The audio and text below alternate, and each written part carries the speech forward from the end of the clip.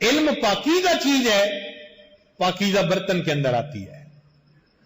جب دل کو گناہوں کی نجاست سے پاکیزہ کر لیں گے، اللہ تعالیٰ اس دل کو علم کے نور سے بھر دیں گے.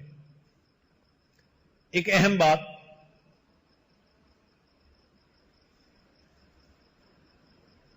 زبان چلے گی دماغ کے علم پر،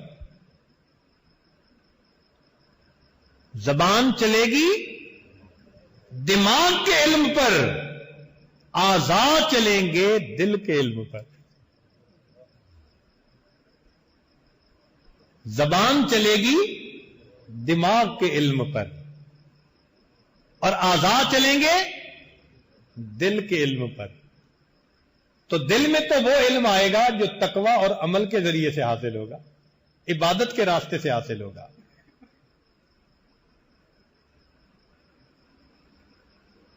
اسی لیے جو انسان علم میں بڑھتا ہے اس میں تواضع زیادہ. یاد رکھنا، اللہ تعالیٰ علم کا کام ہمیشہ اس بندے سے لیتے ہیں جو اپنی زبان سے کہتا ہے کہ میں تو کچھ بھی نہیں، مجھے تو کچھ نہیں آتا. امام مالک رحمت اللہ علیہ کی طرح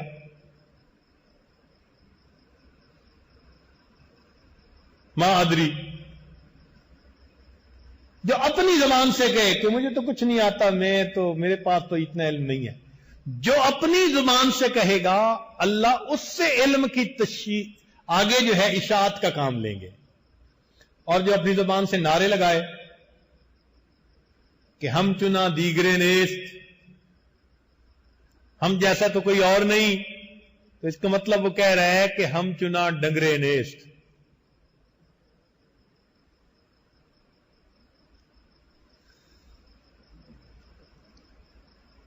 انبیاء کرام لوگوں کے بوجھ اٹھاتے تھے، ان سے بیزار نہیں ہوتے تھے، فقط تنقیدیں نہیں کرتے تھے، ان کے بوجھ اٹھاتے تھے. حدیث پاک میں امام بخاری رحمۃ اللہ نے باب باندھا ہے کہ جو آدمی فوت ہو گیا وَتَرَكَهُ مَالًا، اور اس نے مال چھوڑا، فَلِوَارَثَتِهِ، وہ اس کے وارثوں میں تقسیم کیا جائے گا. اور جو فوت ہو گیا اور اس کے ذمہ قرض ہے اور دینے کے لیے کچھ نہیں، فَعَلَيْنَا قَضَاؤُهُ، اللہ کے حبیب فرماتے ہیں اس کا قرضہ ہم ادا کریں گے. کاش کہ امت کے اوپر یہ شفقت ہمیں نصیب ہو جائے.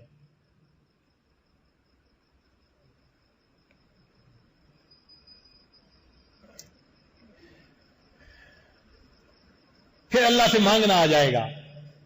نبی علیہ الصلوۃ والسلام نے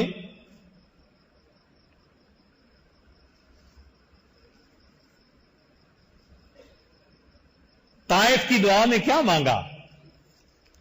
اس دعا کو پڑھتے ہیں تو دل ہلتا ہے، دل کانپتا ہے. کتنی عاجزی. اللہ کے محبوب صلی اللہ علیہ وسلم اللہ تعالیٰ کی عظمتوں کو جانتے تھے، اس کی کبریائی سے واقف تھے. ایک طرف تو پتھر کھائے، خون بہا، تھکاوٹ ہے، بھوک ہے، پیاس ہے، لوگوں نے اپنی طرف سے بہت ٹف ٹائم دیا، اور دوسری طرف اللہ کے سامنے وہ جا کر کیا کہہ رہے ہیں؟ اللہم الیک اشکو ضعف قوتی وقلت حیلتی وہوانی علی الناس. اے اللہ، تجھی سے شکایت کرتا ہوں میں اپنی کمزوری، اپنی بے کسی اور لوگوں میں اپنی رسوائی. کیا عاجزی ہے. کوئی اور ہوتا معاذ اللہ دیکھ لے، پتھر کھائے ہیں اب تو غرق کر دینا. آج تو کہتے ہیں جی ہم نے دعا مانگی تھی اللہ نے قبول نہیں کی، میں نے نمازیں پڑھنی چھوڑ دی. اللہ کو اس پہ آزماتے ہیں. اللہ کے حبیب صلی اللہ علیہ وسلم کا عمل دیکھیے کہ دعوت کے راستے میں یوں تکلیفیں اٹھائیں، دل غمزدہ، اتنی تکلیف. عائشہ صدیقہ لانا نے سوال پوچھا، اے اللہ کے نبی صلی اللہ علیہ وسلم، آپ کی زندگی میں سب سے زیادہ مشکل دن کون سا گزرا ہے؟ فرمایا احد کے بعد میری زندگی میں سب سے زیادہ دن طائف کا مشکل عائشہ 9 سال گزر گئے، اس کی تکلیف اب بھی میں دل میں محسوس کرتا ہوں۔ 9 سال جس کی تکلیف میرے آقا کو نہیں بھولی، کتنا انہوں نے نبی علیہ السلام کو ٹف ٹائم دیا ہوگا، کیا کیا ہوگا انہوں نے میرے آقا کے ساتھ۔ اب نبی علیہ السلام یہ سب کچھ برداشت کر کے پھر کتنا جھک کے دعا کر رہے ہیں، اللہم الیک اشکو ضعف قوتی وقلت حیلتی وہوانی للناس یا ارحم الراحمین۔ اللہ اکبر کبیرہ، اے سب رحم کرنے والوں سے زیادہ رحم کرنے والے، انت رب المستضعفین، آپ کمزوروں کے بھی پروردگار ہیں، وانت ربی، میرے بھی آپ رب ہیں، الی من تکلنی الی بعید یتجہمنی، آپ مجھے کس کے حوالے کرتے ہیں؟ کسی اجنبی کے جو مجھ پر ترشروع ہوتا ہے، ام الی عدو ملکتہ امری، یا آپ نے میرے معاملے کو دشمن کے حوالے کر دیا؟ اے اللہ، آپ نے مجھے کن کے حوالے کر دیا؟ ان لم یکن بک علی غضب فلا ابالی، اللہ اکبر کبیرہ، اے اللہ اگر آپ مجھ سے ناراض نہیں ہیں مجھے کسی بات کی کوئی پرواہ نہیں۔ اتنا مشکل وقت اٹھا کر بھی اللہ کے محبوب یہ فرماتے ہیں اگر آپ ناراض نہیں ہیں نا، اللہ مجھے کسی بات کی پرواہ نہیں۔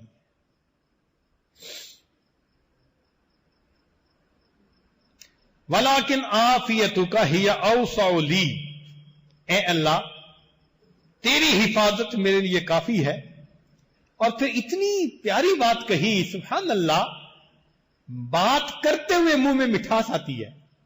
اللہ کے حبیب فرماتے ہیں اعوذ بنور وجہک الذی اشرقت لہ الظلمات، اے اللہ میں تیرے چہرے کے اس نور کے طفیل مانگتا ہوں جس سے سب ظلمتیں روشن ہو گئی۔ اللہ اکبر کبیر،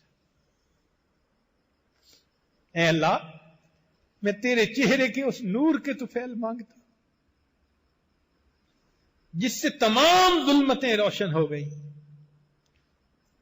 وصلح علیہ امر الدنیا والآخرہ، اور دنیا اور آخرت کے سب کام اس سے سنور گئے۔ من ان تنزل بی غضبک او یحل علی سخطک، کہ میرے اوپر آپ کا غضب نازل ہو یا آپ مجھ سے ناراض ہو۔ لکل اتبا حتی ترضا، عجیب نکتے کی بات کہی، اے اللہ آپ کا عتاب اس وقت تک حق ہے جب تک کہ آپ کو راضی نہ کر لیا جائے۔ یعنی دوسرے لفظوں میں یہ فرمانا چاہتے تھے کہ آپ کو اس وقت تک منانا ضروری ہے جب تک کہ آپ راضی نہیں ہو جاتے۔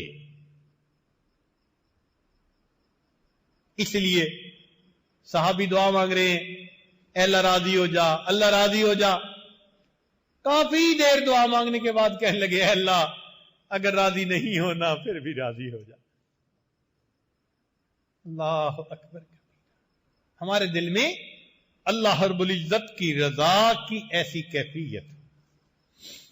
چنانچہ انبیاء کرام دوسروں کے بوجھ اٹھاتے تھے، اور آج ہم دوسروں کو دھکا دے دیتے ہیں، ذرا سی بات پہ نکل جائے یہاں سے، چلا جائے یہاں سے۔ دل کے اندر غم ہو تو پھر شاگردوں کا بننا آسان ہوتا ہے۔ اچھائی کا بدلہ اچھائی سے دینا یہ مکافات کہلاتی ہے۔ اچھائی کے بدلے اچھائی کا معاملہ کرنا یہ کیا ہوتی ہے؟ مکافات ہوتی ہے۔ برائی کے بدلے اچھائی کا معاملہ کرنا اس کو احسان کہا کرتا ہے۔ ادفع باللتی ہی احسن۔ اس لیے اخلاص ہوگا اور گناہوں سے بچیں گے تو اللہ رب العزت کی ہم پر رحمت ہوگی۔ حدیث مبارکہ نبی علیہ السلام نے ارشاد فرمایا، من قال لا الہ الا اللہ مخلصا دخل الجنہ، جس نے لا الہ الا اللہ اخلاص کے ساتھ کہا جنت میں داخل ہو گیا۔ قیل وما اخلاص ہوا؟ صحابہ نے پوچھا اے اللہ کے نبی صلی اللہ علیہ وسلم کلمے کا اخلاص کیا ہے؟ قال ان تحجزہ عن محارم اللہ، کہ یہ کلمہ تمہیں اللہ کی حرام کردہ چیزوں سے پیچھے ہٹا دے، یعنی تم گناہوں سے بچ جاؤ۔ ابو ہریرہ رضی اللہ عنہ فرماتے ہیں کہ میں روزانہ 12,000 مرتبہ استغفار کیا کرتا تھا، 12,000 مرتبہ۔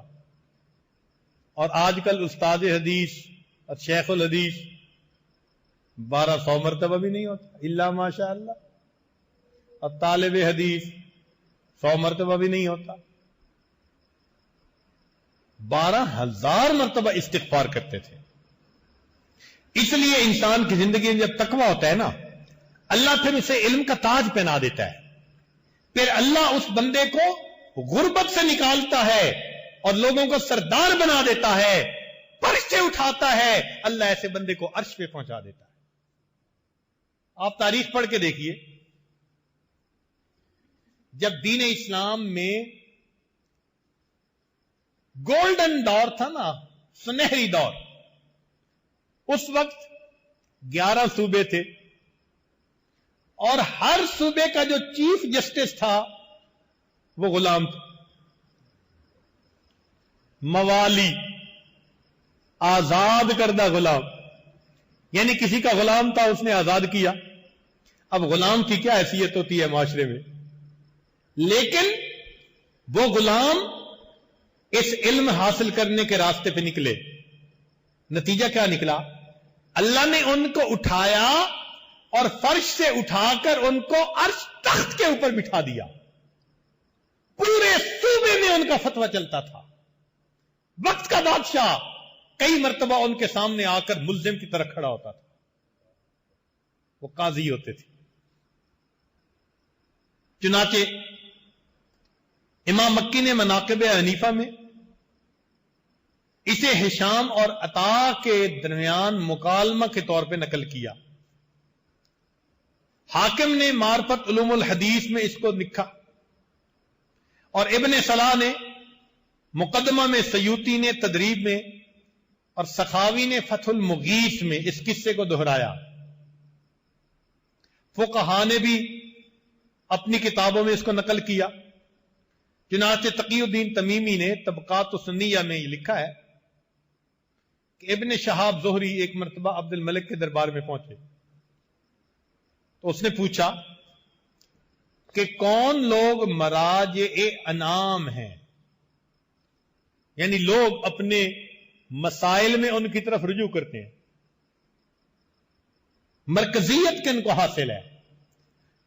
صاف ظاہر ہے جو مرجع خلائق ہوگا اس کو معاشرے میں ایک ریسپیکٹ نصیب ہوگی، عزت نصیب ہوگی، لوگ ان کے پاؤں کے نیچے پلکیں بچھائیں گے۔ تو ان لوگوں کے بارے میں پوچھا کہ وہ کون ہے؟ اس نے کہا آپ پوچھیں۔ کہنے لگا مدینہ میں کون، مکہ مکرمہ میں کون؟ انہوں نے کہا عطا ابن رباح، یہ بھی غلام تھے۔ اس نے پوچھا کہ عطا کو یہ مقام کہاں سے ملا؟ زہری نے جواب دیا علم دین اور احادیث کی روایت نے۔ اس نے کہا ہاں، یہ دونوں چیزیں ایسی ہیں کہ انسان کو عزت بخشتی ہیں۔ اب بتاؤ یمن میں کون ہے؟ طاؤس بن کیسان عرب ہے یا کوئی غلام؟ اس نے کہا غلام۔ اچھا یہ بتاؤ مصر میں کون ہے؟ اس نے کہا یزید بن حبیب۔ اس نے کہا عرب ہے یا موالی؟ اس نے کہا وہ بھی غلام۔ اچھا شام میں کون ہے؟ اس نے کہا مکھول۔ عرب ہے یا موالی؟ اس نے کہا وہ بھی غلاموں میں سے۔ اب جو بادشاہ صاحب تھے ان کے ذرا لہجہ بدلنے لگا، پریشان، کہنے لگا کہ یہ عراق میں کون ہے؟ جزیرہ، دجلہ اور فرات کے درمیان کا جو علاقہ ہے نا، اس کو جزیرہ کہتے ہیں۔ جزیرہ میں کون ہے؟ میمون بن مہران عربی ہیں یا غلام؟ ان کا غلام۔ اچھا، پورے عراق کا فقی کون ہے؟ حسن بن ابی الحسن یا محمد ابن سیری، دونوں غلام۔ مدینہ کے فقی کون ہے؟ اس نے کہا زید بن اسلم، محمد بن المنقدر، غلام۔ اب یہ بات سن کر تو عبد الملک کے لیے ڈائجسٹ کرنا مشکل ہو گیا، آنکھیں کھل گئی، کہنے لگا کیا مسئلہ؟ اچھا بتاؤ، خراسان میں مرجع خلائق کون ہے؟ ان کا ضحاک بن مزاحم اور عطا ابن عبداللہ خراسانی۔ یہ کون ہے؟ یہ بھی غلام۔ کہنے لگے، اس نے کہا ویلک، تیری کم بختی، تیرا ناس ہو، کوئی تو ہوتا جو عرب بھی ہوتا۔ اتنے صوبے تھے ملک کے، ہر صوبے کے اندر مرجع خلائق غلام ہے۔ بادشاہ ترس گیا، کیونکہ خود عرب تھا، کہ عربی ہوتا۔ تو کہتے ہیں کہ آخر پہ اس نے مجھ سے پوچھا کہ اچھا یہ بتاؤ کہ کوفہ میں مسلمانوں کا مرکزی حیثیت رکھنے والا کون ہے؟ تو شہاب ابن زوری فرماتے ہیں کہ اگر میں غلام کا نام لیتا مجھے سزا ملتی۔ تو اگرچہ